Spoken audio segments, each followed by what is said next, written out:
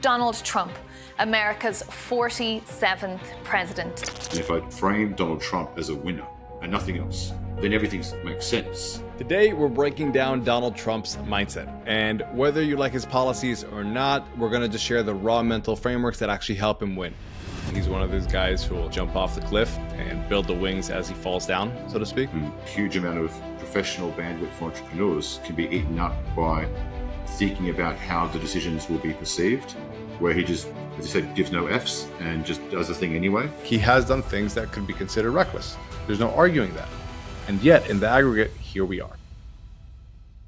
Today, we're breaking down Donald Trump's mindset. And whether you like his policies or not, we're going to just share the raw mental frameworks that actually help him win.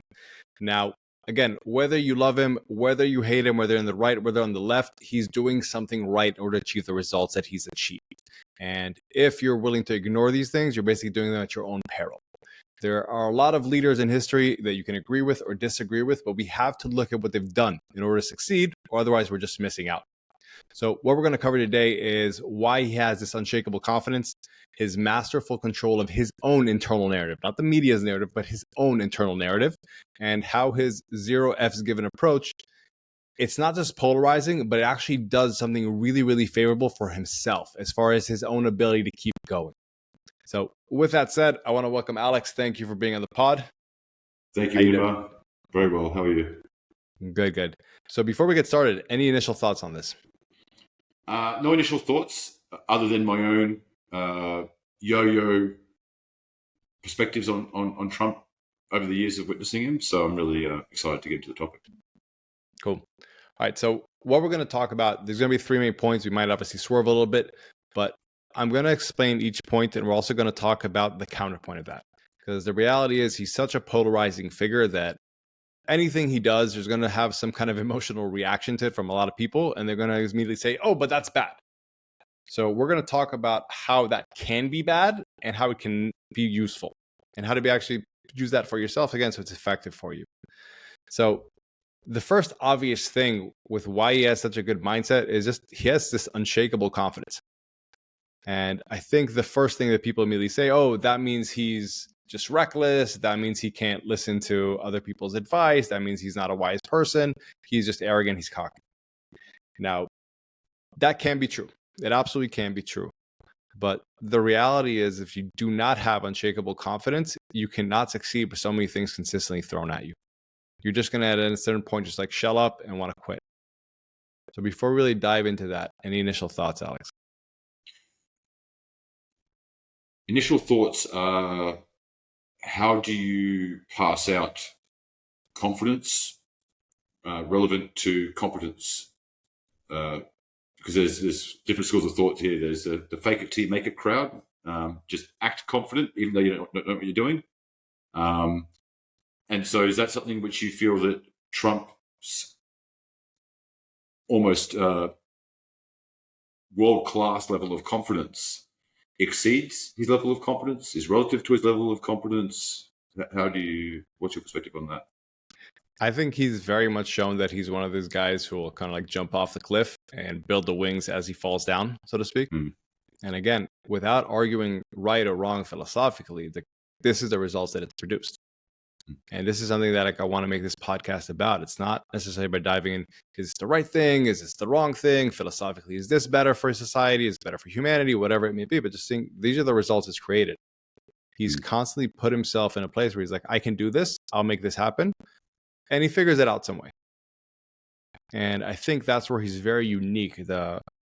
The reality is, like you've said this before before we got on the air, but we all have biases. And one of our main biases is just somehow keeping ourselves safe by giving us some justification for it.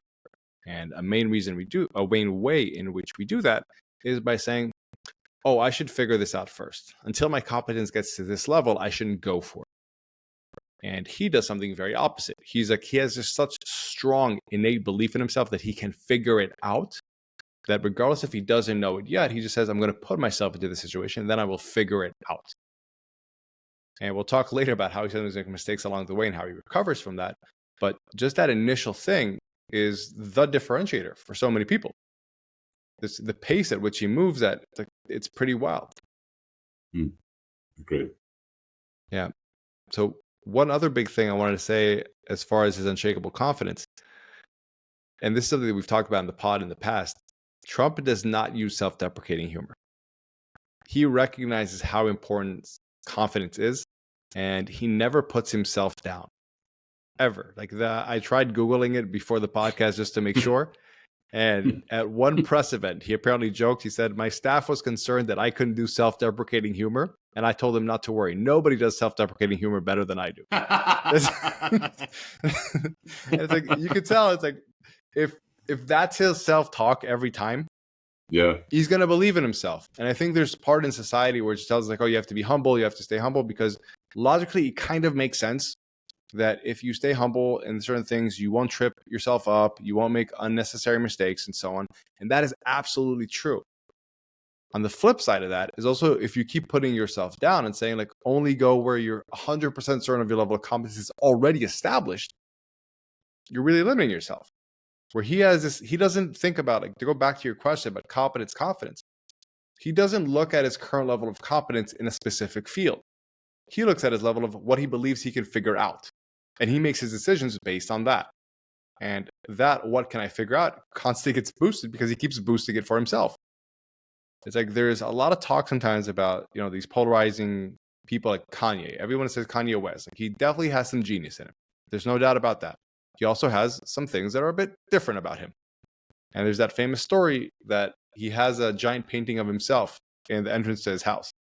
And when he asked, "Why do you have that?" he said, "Because if I'm not cheering for me, how can I expect other people to?" It's like, I think the reality is that we fail a lot more than we succeed. And even if that's equal, that we fail as much as we succeed, the failures feel much bigger. It's that, like, emotional math. So unless we have some internal mechanism to offset that with our self-talk like that, it's going to be challenging. I think, again, regardless of his politics, you agree or not, just recognizing that we all need a push, and that if you can give that push to yourself with that, it's probably going to be more helpful than not. And he's such an extreme case where you could say, like, oh, but at what level? Like, he's the extreme level of doing that. And it's helped him achieve something. It's hard to argue against that. I think that's why Trump is such a challenging personality to everybody apart from Trump to understand, is that anytime you come across a bombastic personality who's claiming success, let's say it's the Instagram self-appointed guru, I think our logical brain can sort of separate what this person's trying to peacock or present versus what they've actually achieved. But with Trump, he's actually achieved so much. I think it kind of puts us into this sort of brain spin of maybe not liking what we hear, or the way we hear it, or the way it's communicated, or certain parts of the translation. And then also recognizing that this has been so successful. So I think a big part of it, as you said before, is just how we frame the personality. And if I frame Donald Trump as a winner and nothing else, I'm not saying he's a great husband, a great father, great philanthropist, nothing else, just a great winner, then everything makes sense. But if I try to, I guess, transfer my values as a human being, then I can, see some gaps. So, yeah. So I guess maybe, what's your perspective on that framing of Trump? I think it's very well said. It's, again, like, what are we judging his mindset on? And that's why I said what makes it effective at winning. Not makes it, like, the best role model, the best whatever. It's like, those are different things. So, like, I'm Israeli, I'm Jewish, my grandparents are Holocaust survivors. It would be dangerous of me to just dismiss Hitler's mindset as ineffective, because he used it in an effective way to galvanize so many people, and he did absolutely horrendous, evil things.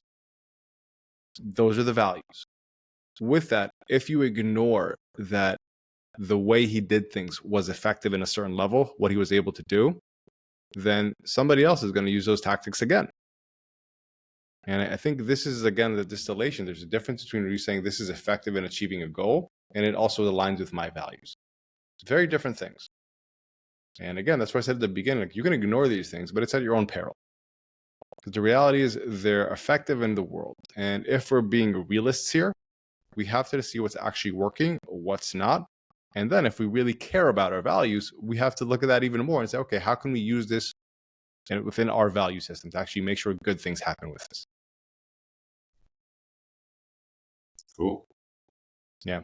Do you have any thoughts on that? I know that was a bit an extreme side, but no, I'm really interested to understanding how you, I guess, break down what his, like, how you define his mindset. What do you think might have created that mindset over time, and then why at least 49.9% of the population have a problem or have some kind of an emotional reaction to him. So again, to kind of not get segued into that, I'll answer, I'll take it in a different route to your question. Yeah. Because again, I think that's a very, very different conversation that most people naturally want to have. And it's just kind of like, first I want to understand why I feel this way instead of just saying, you know what, this is effective. So let's figure out why it's effective so I can do this for myself, for my company, whatever it may be. And it's like also why he got there. It's like the story, it helps people. If you can explain this, what happened to him in his childhood and his teens, this is how he brought up, these were the opportunities he had, this is what life taught him, and so on. It helps people say, okay, now I understand. But does it actually help them implement it? Which is what the actual goal is. Again, gives them a sense of emotional certainty that, okay, I understand. The world isn't so uncertain. It's clear to me. And honestly, what I want to do with this podcast is less so about explaining why that is, but it's giving people the actual tools to succeed. And to cut through that. And the first one is just to recognize that you can control your level of confidence with how you decide to talk to yourself. It's like if you keep putting yourself down, especially the self-deprecating humor, which is one of the rules I have with my clients, you cannot do that. It doesn't help. And here's a very clear example of someone who he gets so much flack from so many different angles, that if he wasn't also building that internal emotional shield for himself like that, I just can't see himself going through it. Agreed. Cool. So that's point one. Point two, and this is kind of these are all points to that confidence, is that he controls his internal narrative really, really well. Now, people have talked a lot about how he controls the media's narrative, how he calls people names, all that kind of jazz. But what is more interesting to me is how he controls his own internal narrative in order to build his confidence. So even when he has challenges or failures, he's somehow able to craft that into a narrative of why he's actually a winner. And his ability to persist in the face of public criticism and all that kind of jazz and be able to actually flip that in his head. It seems from the outside almost like psychotic, detached, whatever you want to call it. But from as far as an effective mindset, in order to keep going, in order to keep having the wind in your sail, so to speak, it's so effective. And on the last podcast, we actually had Colonel Glenn here, and he talked about the hostages who survived in captivity under Hamas. And he gave the example of one of the key components to them surviving under high-stress situations was being able to somehow control the narrative. In a situation where they had no real control, somehow being able to just control it a little bit, to tell yourself, oh, I can count how many days because I get a piece of fruit a day and I can keep the pit of the fruit and I can count. All of a sudden I have a sense of control and I can change it. Or I can think negatively about this captor. I can make fun of him in my head or to my friends, whatever it may be. I can all of a sudden feel a little sense of control. And I think Trump, he does that masterfully. And people will say, oh, he deflects, he doesn't pay attention. And again, that might be very, very true. I'm not disagreeing with that. I'm just saying there's a very positive aspect to this because it allows him to keep up that internal momentum of feeling like I am winning. Even when I'm losing, I took the right bet, I did the right thing, keep going. And that, him tweaking his own internal narrative, it's so powerful because he doesn't constantly feel defeated when there's so many other things going on and sometimes he messes up. And again, not saying that's the wisest thing to do wrong, but it's something effective. It's helping him push forward through all this, all the resistance that he gets from around the world. Yeah. Underneath that context of elite level winner, I'm trying to separate what's a mindset and then what are the tools that he uses to either leverage that mindset or to sort of reinforce and develop it further. That belief he has in himself, maybe this is more of a tool. First of all, does that make sense from your perspective of like what's a mindset, what's a tool? Yeah, I think what you just said is really great. I was just thinking about it as you were talking about it. Yeah, I think the mindset he has is like, I'm an extreme winner. Yeah. And these are just tools to help reinforce that. Because again, he faces perhaps more scrutiny than any other public figure ever, basically. And yet he's able to maintain that I'm a winner mindset. So what are the tools that he's using? And I think it's a great way to think about it. It's a great analogy. Yeah, if I think about Trump metaphorically as like the nuclear version of the new age spiritual guru. So everyone knows the avatar of someone who talks a lot and says nothing. You know, you are truth, you are present, you are here. Like, and we've all probably had this experience of seeing that on social media or something. And part of our brain is thinking, okay, this person is talking to themselves one way, but I can't see what they're actually achieving. Where does the rubber meet the road? Whereas Trump is basically doing the same thing. He's just constantly reinforcing to himself, this is the greatest, this is the best, I was the first, So I think a lot of that actually goes into his subconscious. And as he's being bombastic, narcissistic, etc. with his speech, he's also reinforcing to himself, I'm a winner, I'm a winner, I'm a winner. And so one of those two things are related, that he actually does believe it to be true. It is truly his mindset. And it's just been a long, long process of constantly reaffirming to himself that he is a winner. I think also to kind of go into your point, he also has a bias for action, which is the biggest thing. Because a lot of these gurus say, like, I am so good, I don't need anything else. And that's their way of, in a way, justifying why they don't have to do anything. Like, and especially the ones that you see, like, I know who the kind of people you're talking about online. They're saying basically how they're so great, they don't actually need to do anything to prove it. And Trump is not using that as a kind of way. His self-talk isn't a way for him to justify why he doesn't have to challenge himself. He loves challenges. He loves going after big things, but it's just a way for him to help him go after big things. I've also noticed Trump can talk about other people in a similar bombastic, quasi-narcissistic way. So for all the sound bites of Trump saying, I'm the best, I'm the greatest, whatever, when he's positioning somebody, you know, this is going to be the director of ABC department, he will often speak about that person in very similar terms. Do you think that's actually how he views the world? Like, is he purely a narcissist and he's also just saying nice things about other people? Like, this is the greatest hamburger maker and that's the best basketball player? Or that's just his actual mindset coming through and he, to some degree, he does actually believe it? So let's take this in a different way. How many employees do you have? 9, 10. 9, 10. Okay. So what do you think will get your company a better outcome? If you introduced like one of the employees to another new employee and you're like, he's kind of mediocre, or if you're like, he's really great, he's the best at what he does, he's a star, like which one is actually, forget about how the new employee is going to perceive them. But as far as the actual internal drive, that old employee that you're trying to put up or down, what is going to have a better outcome? Second, the latter, for sure. So this is interesting because that is super clear and it's super comfortable for you to say. I should definitely like just pump this person up. Yeah. Why not do that to yourself?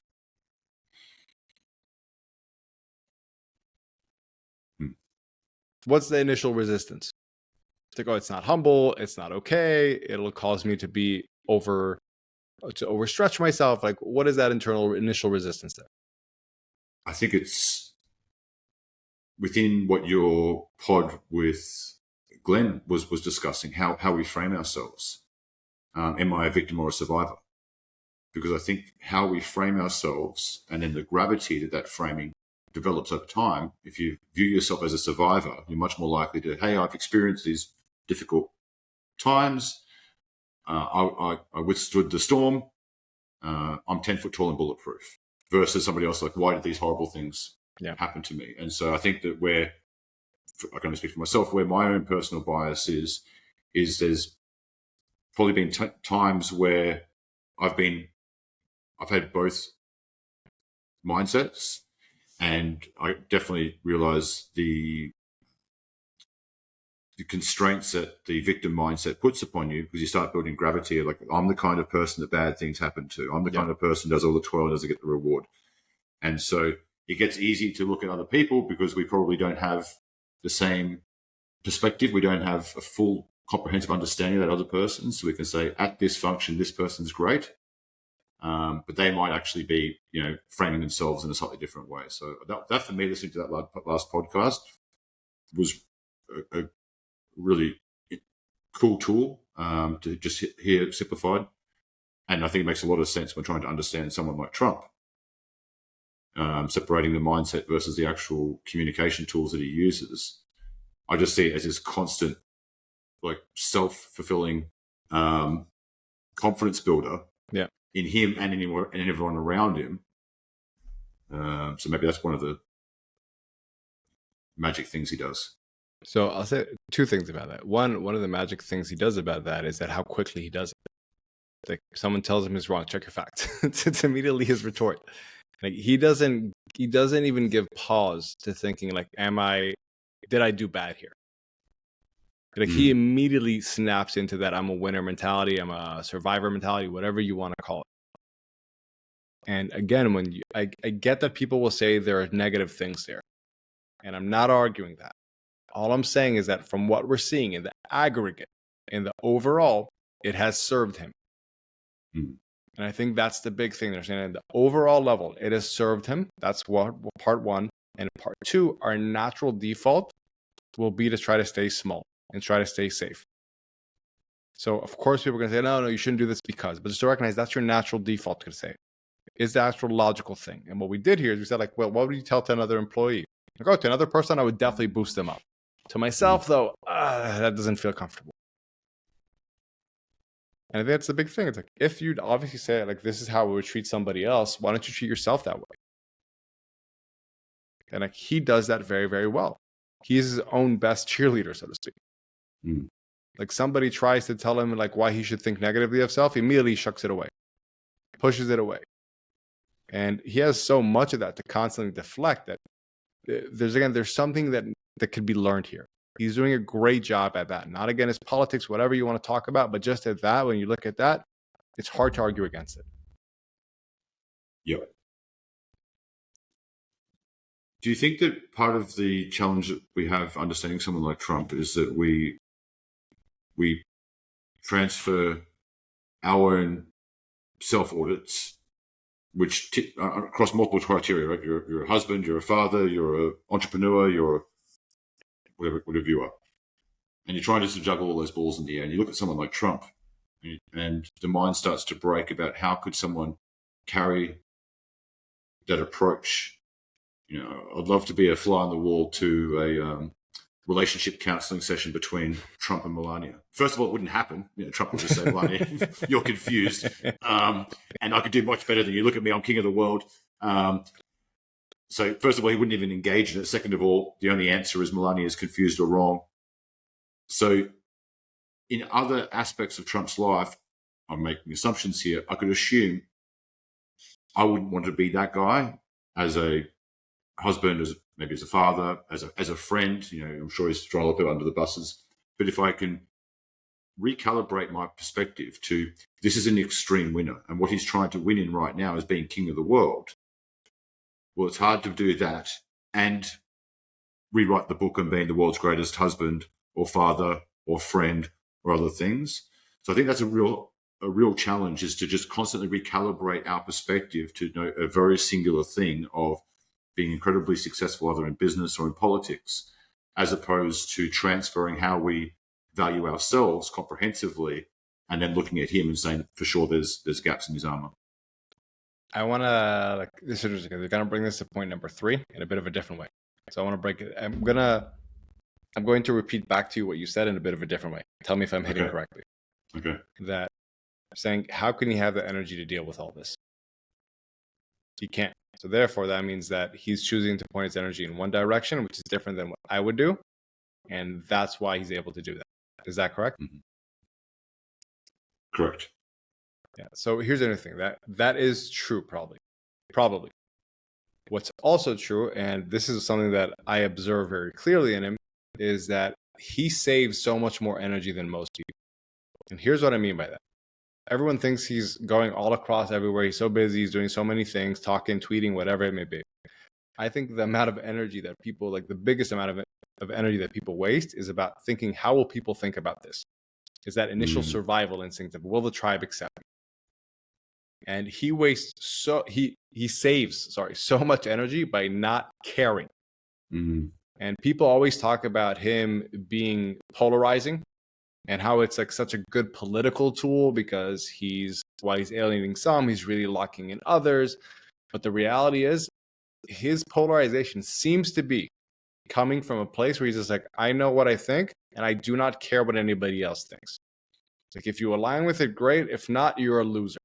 Again, not saying that's right or wrong, but that's kind of his vibe. And him not needing to constantly think about, how will I say this in a way that person X or Y won't get offended, or this will be okay. Like, that amount of mental bandwidth, it's draining to constantly think that way. And I think it's another tool of his, like you said.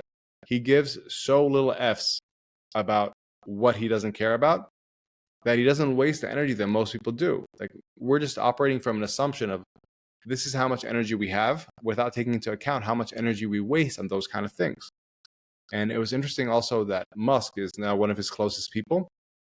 And I hope this is the actual context of it, but I remember seeing a little clip from a Trump interview with the reporter, I think his name is Don Lemon, a guy from CNN, and he was asking him, do you not care about how people of different ethnicities or colors feel, or like should be tolerated more, or something along those lines? He was trying to kind of put him like in a DEI trap.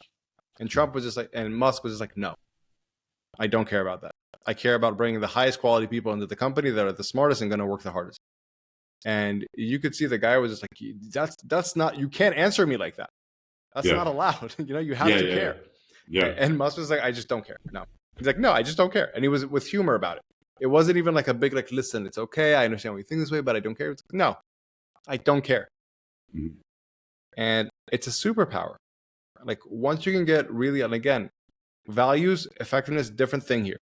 But once you can get aligned with what is really important to you and how you think about certain things in the world, and to accept that you're not trying to be polarizing for the sake of polarizing, but just like, you do not care about these other things and you just make peace with it, it frees up a ton of bandwidth. Like, I've experienced it with myself, or like in the smallest example of how, but we only run cohorts of the program for men. There's a variety of technical reasons, their ideal avatar, et cetera, et cetera, et cetera. But just like, I don't need to explain that to anybody. This is what we do.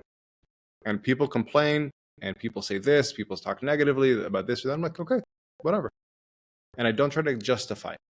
Just, it is what it is. We move forward. And I think Trump is a master at that. He just says what he wants, and he doesn't have to worry about how will people think about this. He doesn't take them into account. He doesn't waste that bandwidth. His decisions are so much easier.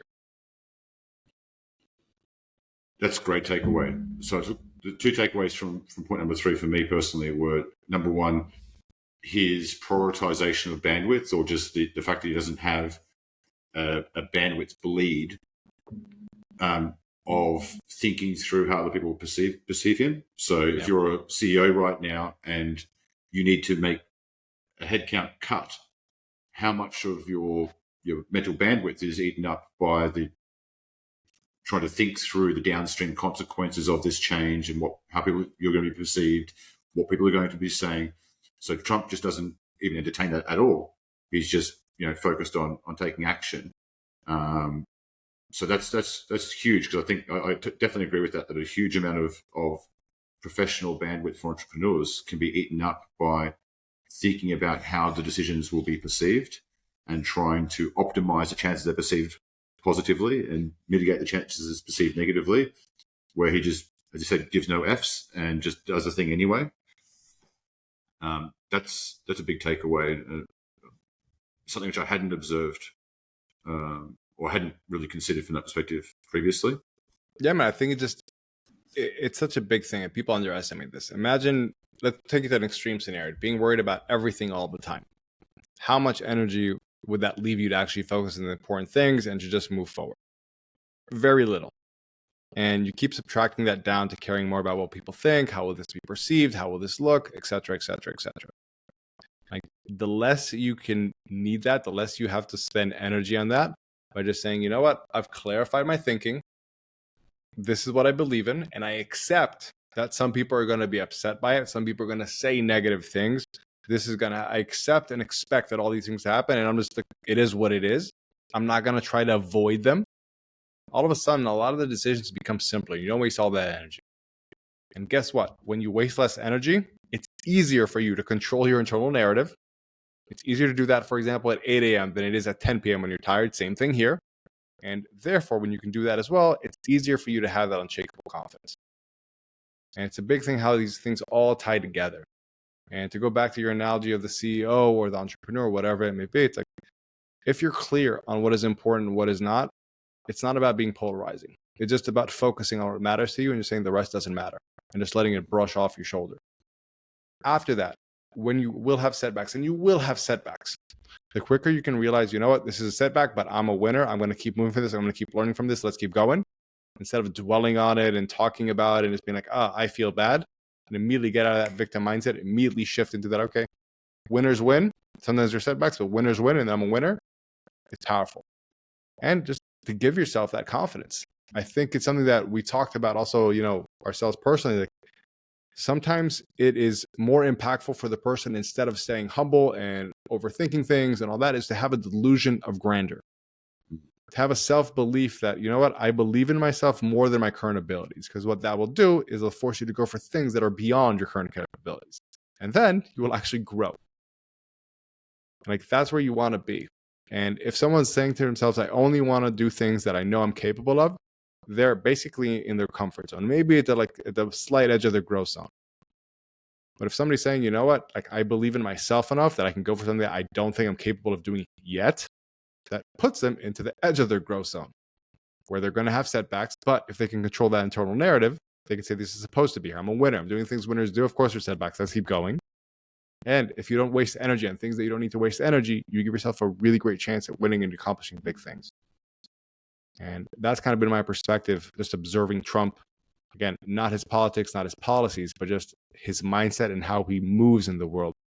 That was very, very impressive. You can't argue with the results he's achieved, in the face of all the scrutiny and all the challenges he goes through. Absolutely. And I'll just add to that a little bit. All he does with his politics, it's both obviously been very effective to get him the votes, but it can also be extremely, extremely exhausting to go through that. To have that constantly thrown at you, or people saying this, people saying that, feeling like a lot of the world is against you. So there's something he's doing to be able to keep up the wind in his sails. And I think that's the part where we have to look at and say, this is powerful. Because we all probably face less stressful things than him, a lot.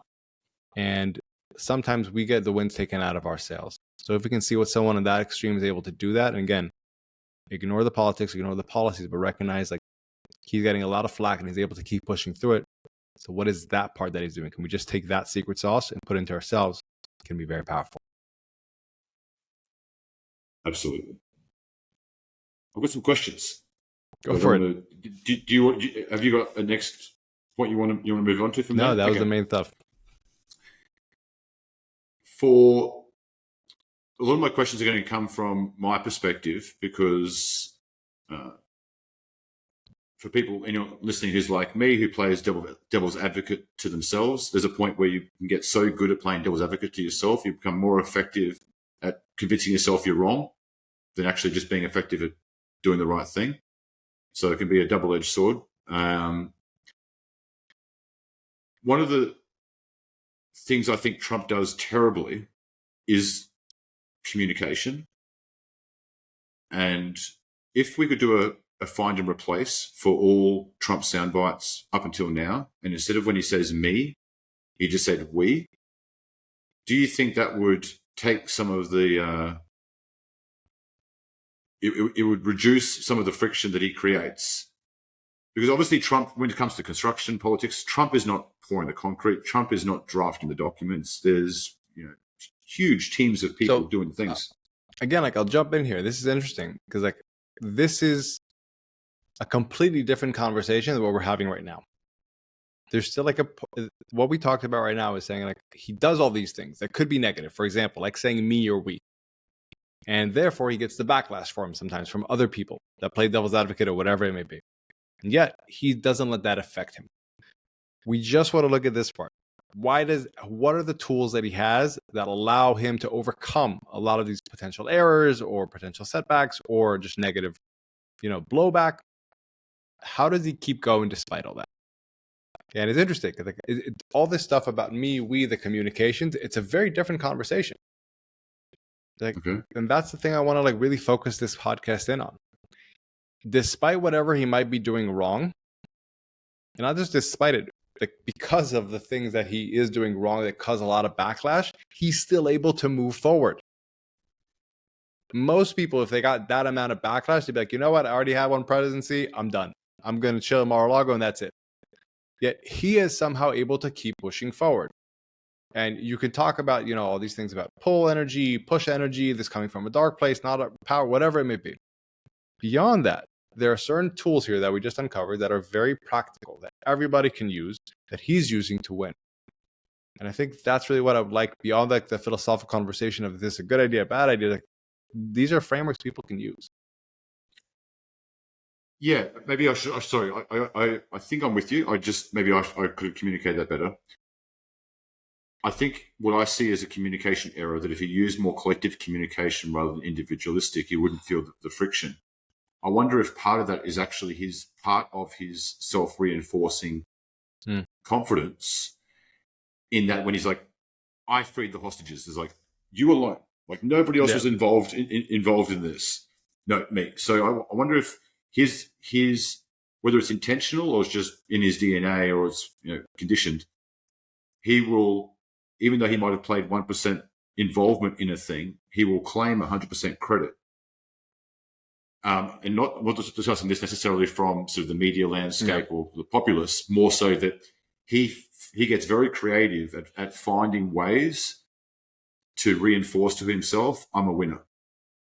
Yeah, probably. Okay. There's probably a mix there that he both understands logically. It's good PR to take credit for all of that stuff. Sure. That it puts him up there. But I think it's like you said, he's become a master at crafting his own narrative and keep boosting himself up. And again, I don't see a possibility of somebody. It's going to be very challenging for somebody to withstand all the criticism that he faces if he doesn't have some kind of internal mechanism to keep boosting himself up.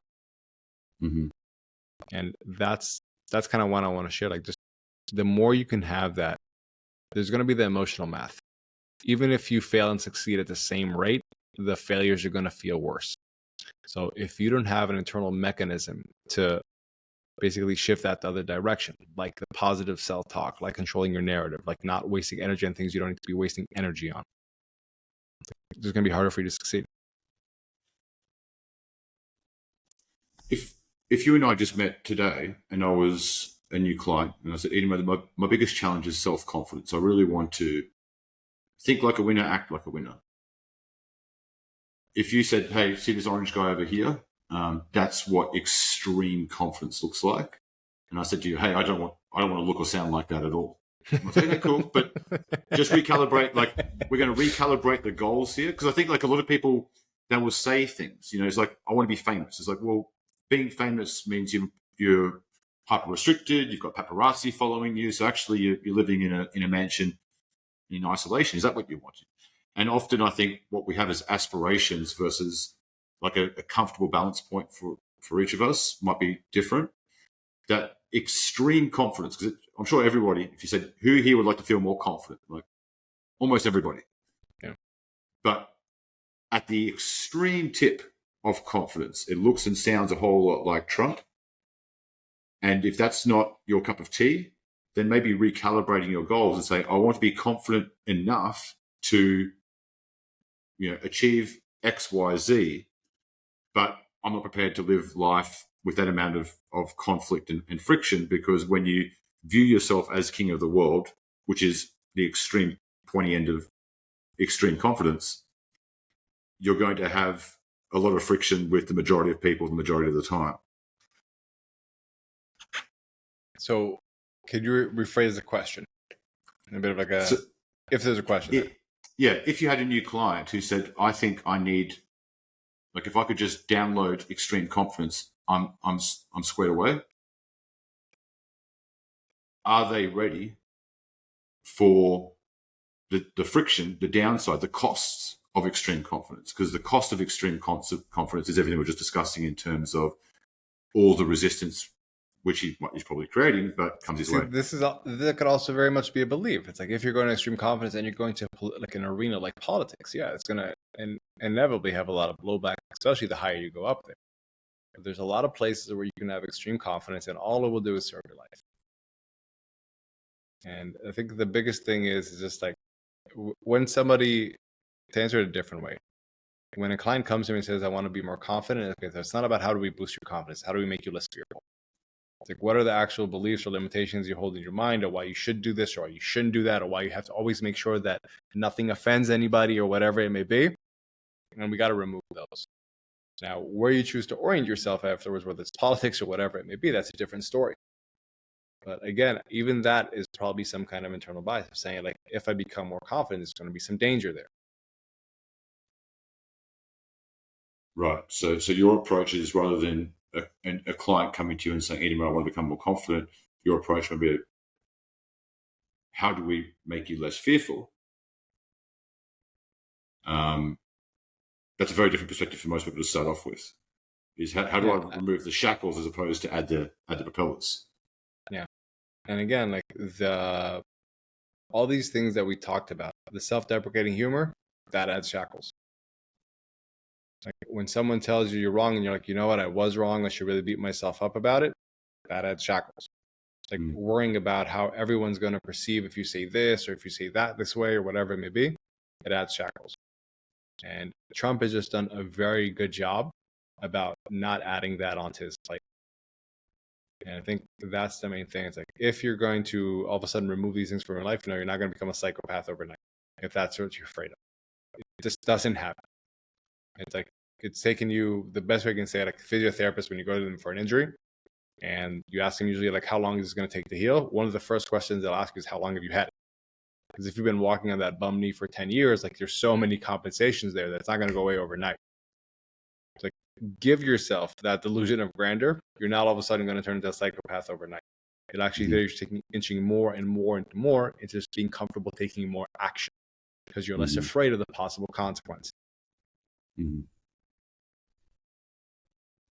So if I was to distill this down to like the top 3 or 4 mindset hacks for entrepreneurs, maybe I can just spitball what I've taken away from this, and then you can correct me or challenge me with better lessons. One would be, if not eliminating, be very self-aware of the consequences of self-deprecating humor. There's a lot in that for me. Number 2 would be being aware of your bandwidth and being comfortable that being an extreme winner or having an extreme winner's mindset might come at the cost of other areas of life, or potential friction. So I would state it in a different way. Like, without the extreme winner mindset or this or that, whatever it be, like, you don't have to be an extreme winner.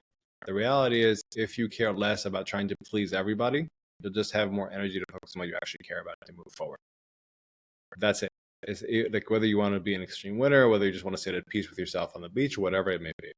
But always thinking about, how will I say this in a way that doesn't offend X, Y, or Z, just waste a lot of energy. Now, if you can figure out for yourself what you actually care about, and then just say, it's not about me being polarizing in marketing or whatever it may be, but it's just about me being comfortable with my truth and not caring about the rest, it frees you. And that was the Musk example. He's not just saying that to be polarized. He's like, all I care about is that we get the best people, the most talented people.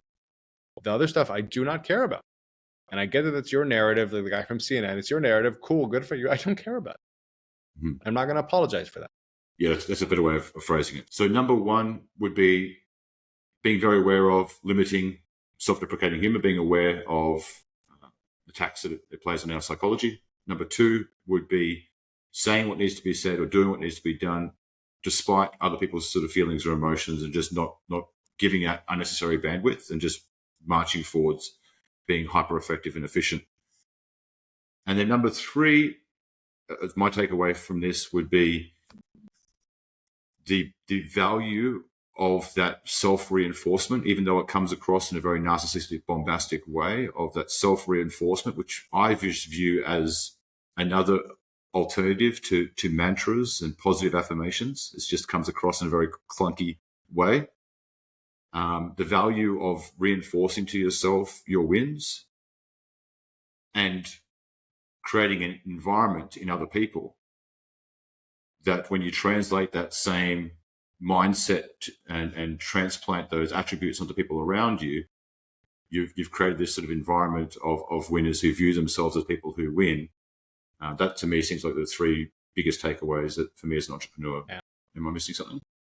I'll say the last one in a different way. And I think this will hit home for you, that in the grand scheme of things, in the aggregate, okay, having a delusion of grandeur serves people better than playing devil's advocate to themselves.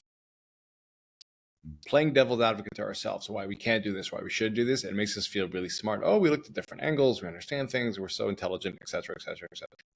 Delusion of grandeur is like, he's just ridiculous. He's not an intelligent thinker. He's just a fairy tale, whatever it may be, like glasses pink, whatever you want to call it. The reality is that we're not wired for action. We are wired for safety. So if we try to compensate for that default wiring by having an internal delusion of grandeur, in the aggregate, it probably serves us better. Again, there's things you can put in place to make sure you're not being reckless. But if you have that as like, I'm going to purposely try to lift myself up more than I talk myself down, you're probably going to win. That's what Trump has shown. Yeah, that's great. It's a bit much better. And again, like he has done things that could be considered reckless. There's no arguing that. And yet, in the aggregate, here we are. And that's the point I'm trying to make. Yeah. Awesome. Thank you. Cool. All right.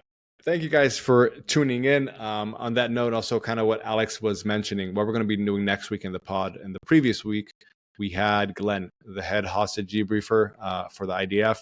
He was gracious enough to share a lot of the lessons he learned from debriefing the hostages and being the first one in contact. He was also the Mossad's chief psychologist and knows a lot about this stuff. I've also chatted with him in the past couple of days since new hostages have been released, and he's shared with me some of the updates.